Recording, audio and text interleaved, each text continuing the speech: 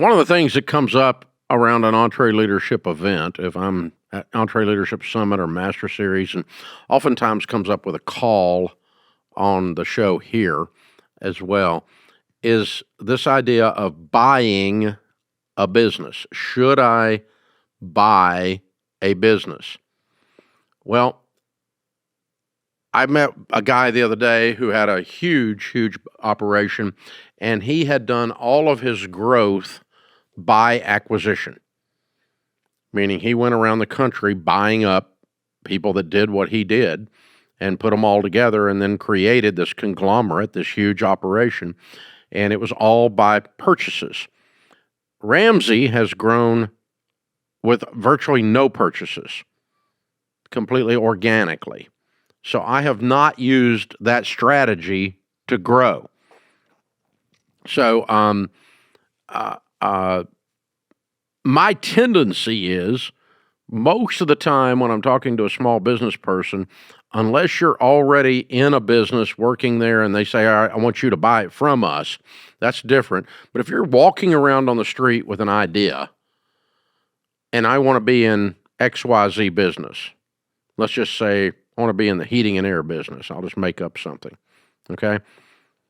My personal opinion is you'll actually end up, in most cases, better off to just get a truck and some tools and start.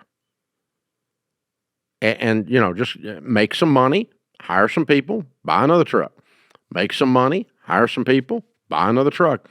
Start hiring some office staff and create some processes, learn how to run a business, and grow the business organically from the ground up. That is what we've done. And honestly, a lot of times when you buy a small business, you're buying a basket of trouble. There's a lot of stuff going on. But there are instances where it does make sense to buy a business. But I think sometimes what people are doing is thinking that buying an existing business is a shortcut to success. Sometimes it is. Sometimes it's a shortcut to a nightmare. So you really want to know what you're getting into if you're going to buy.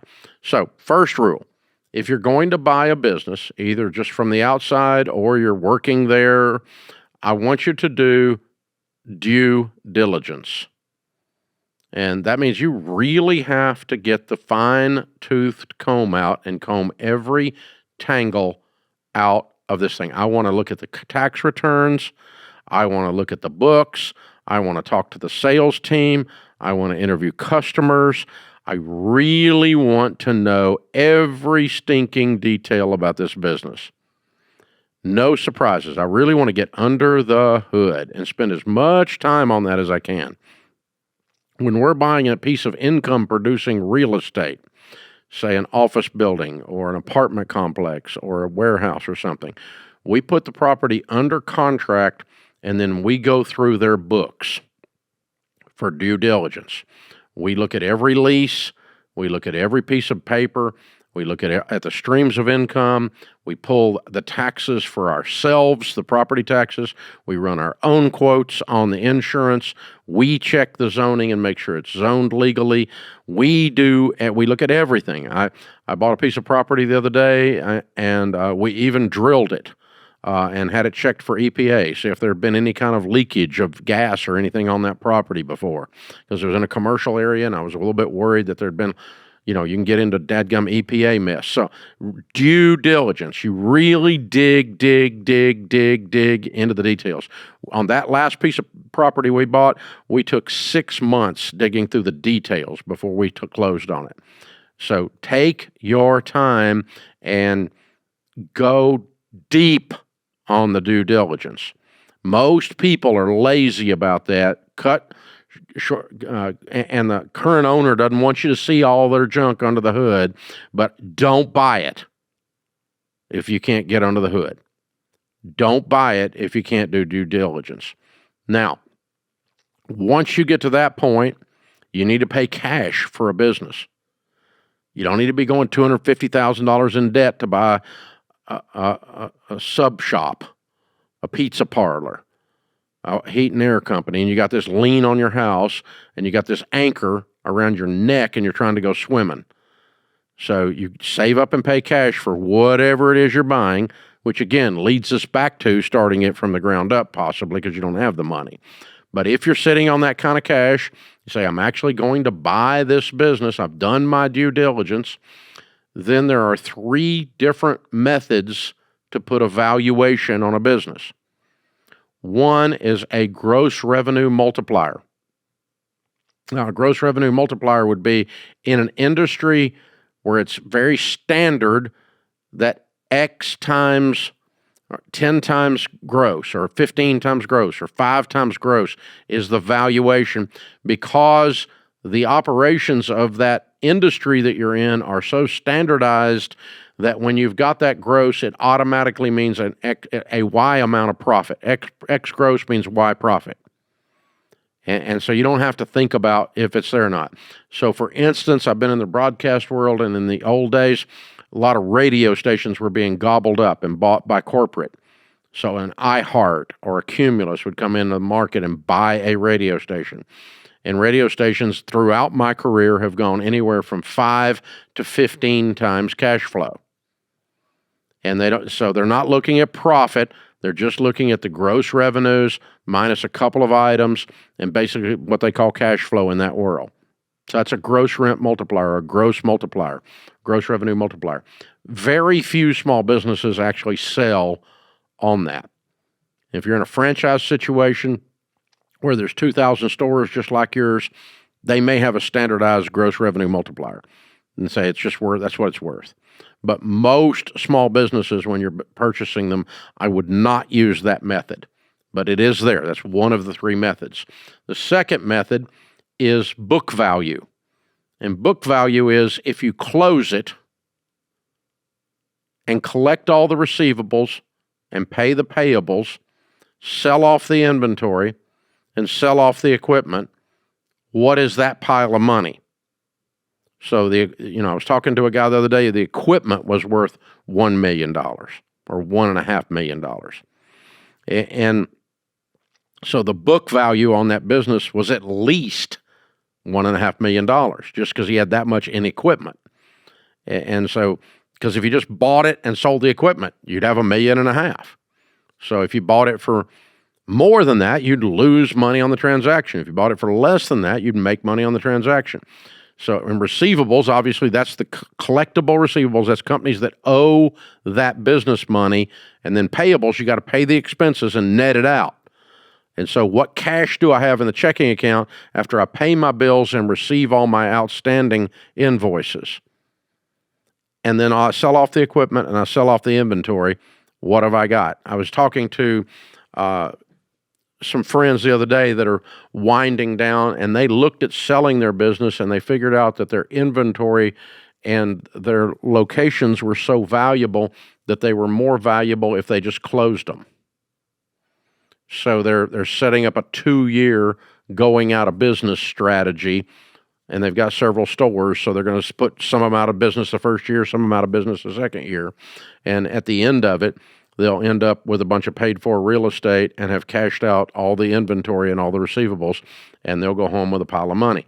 That's their strategy to get out, because they can get more for the business on book value than any other way, by cashing out the inventory, cashing out the equipment, and cashing out the cash. That's your book value. Now, if you're buying a business for book value, you're really not buying anything as far as the business goes. You're just buying a bunch of stuff, because the business is not really making anything. The typical way that we value a small business is a multiplier, or what's called a cap rate, a capitalization rate, on the net profit, the taxable income that the tax returns show on the business. Not what they think they make, not all this, none of that, nothing matters then but the net profit.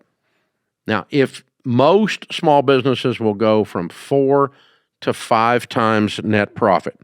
So if the little business is making $200,000, that means it's worth $800,000 to $1 million.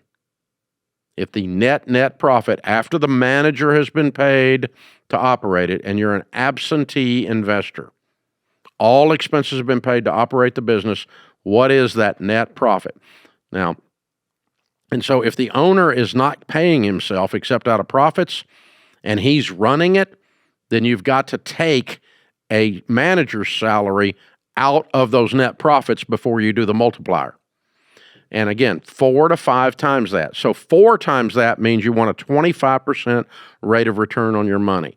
Well, that's a lot.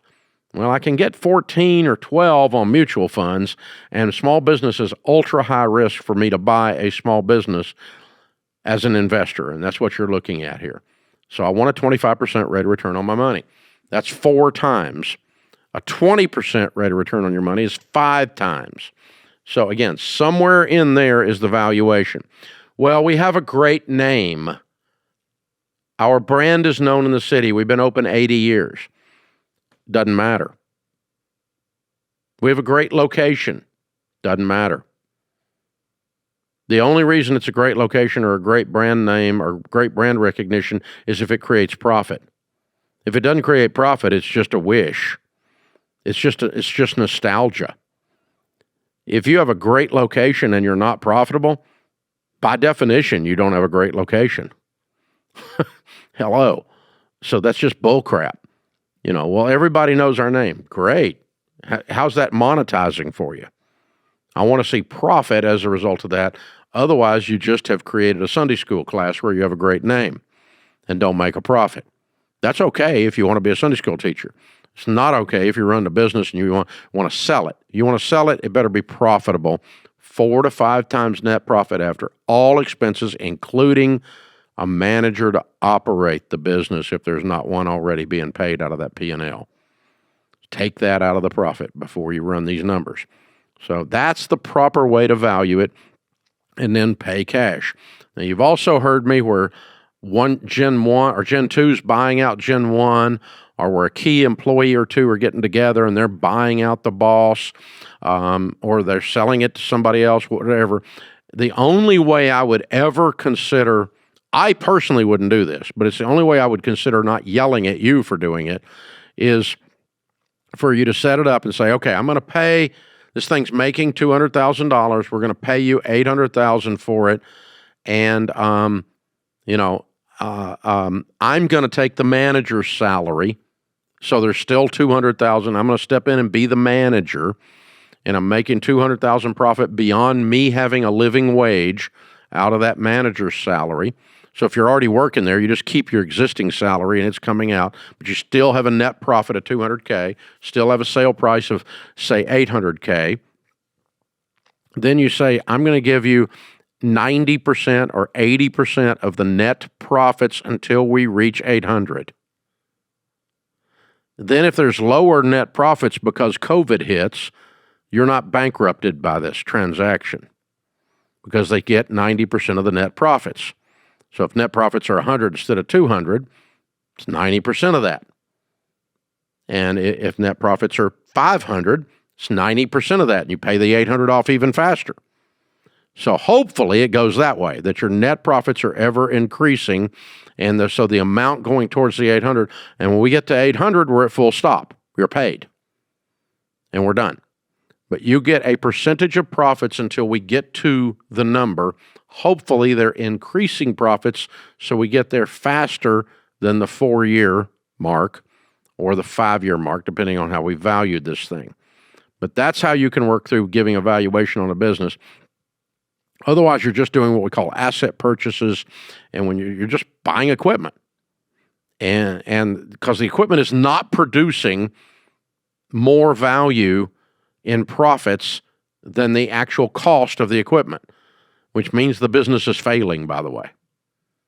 So if you've got $1 million in equipment and the business is only worth $800,000, that means you've bought stuff that isn't producing a rate of return. There's no ROI on it. So this transaction sucked.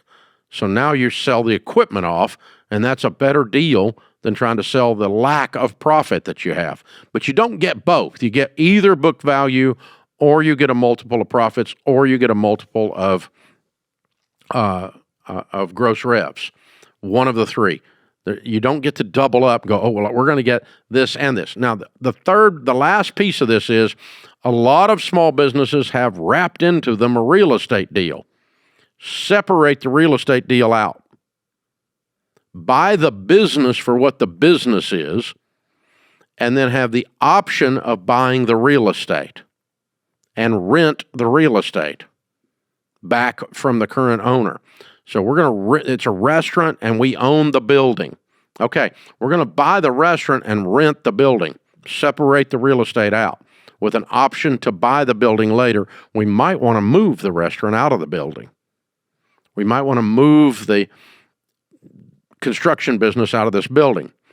We might it may not be a good location after all.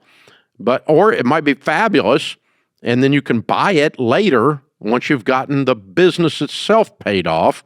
Then you can go do the real estate transaction with the option on it. But you don't have to wrap them together. As a matter of fact, it's not healthy mathematically to wrap them together. You can get yourself in a pinch and really get screwed up on where the value is in this deal. And I've had people say, well, I'm getting the real estate, and the real estate's worth X. Well, you just did a real estate deal. You didn't do a business deal. You're not buying a business. You're buying dirt and mortar. So don't get confused about what you're working on here.